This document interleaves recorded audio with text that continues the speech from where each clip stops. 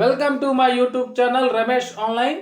AP పెన్షనర్లకు good news. పెన్షనర్లకు అండగా ఏపీ జేఏసీ 11వ పీఆర్సీ టీఏ బకాయిల చెల్లింపు మరియు ఏక్యూపీ పునరుద్ధరణ గురించి సీఎం దృష్టికి తీసుకెళ్లిన ఏపీ జేఏసీ. ఆ వివరాలు ఏంటో ఒకసారి ఈ వీడియోలో చూసేద్దాం. చూసే ముందుగా ఫ్రెండ్స్ ఎవరైనా ఫస్ట్ టైం మన ఛానల్ని విజిట్ చేసినట్లయితే తప్పకుండా సబ్స్క్రైబ్ చేసుకోండి. అదేవిధంగా వీడియో మీకు నచ్చినట్లయితే ఒక లైక్ చేయండి.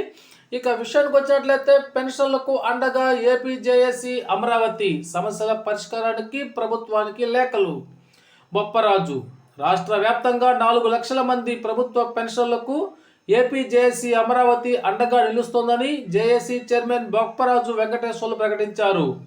ఇప్పటికే ప్రభుత్వానికి లేఖలు రాశామని తెలిపారు.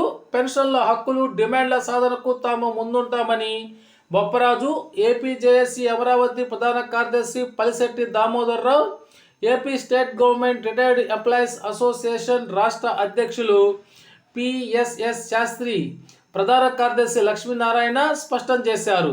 మంగళవారం పెన్షన్ల దినోత్సవం సందర్భంగా రాష్ట్ర వ్యాప్తంగా పెన్షన్లకు శుభాకాంక్షలు తెలిపారు. ప్రభుత్వం 11వ పీఆర్సీ అమలులో భాగంగా పెన్షన్లకు చెల్లించాల్సిన బకాయిలు, డిఏ బకాయిలు, మెడికల్ రియంబర్స్మెంట్ బిల్లులు, గత ప్రభుత్వం హయాంలో కోల్పోయిన అడిషనల్ క్వాంటమ్ ఆఫ్ పెన్షన్ స్లాబులను పునరుద్ధరించాలని, అదేవిధంగా పెన్షనర్ చనిపోతే వారి కుటుంబంలో వితంతువులు, విడాకులు పొందిన కుమార్తెలకు పింఛను మంజూరు చేయాలని ఇప్పటికే ముఖ్యమంత్రి నారా చంద్రబాబు నాయుడు గారి దృష్టికి ఈ విషయాన్ని తీసుకెళ్లినట్లు చెప్పారు. అదేవిధంగా ఈహెచ్ఎస్కు ప్రత్యామ్నాయంపై ప్రభుత్వంపై ఒత్తిడి తెస్తామన్నారు.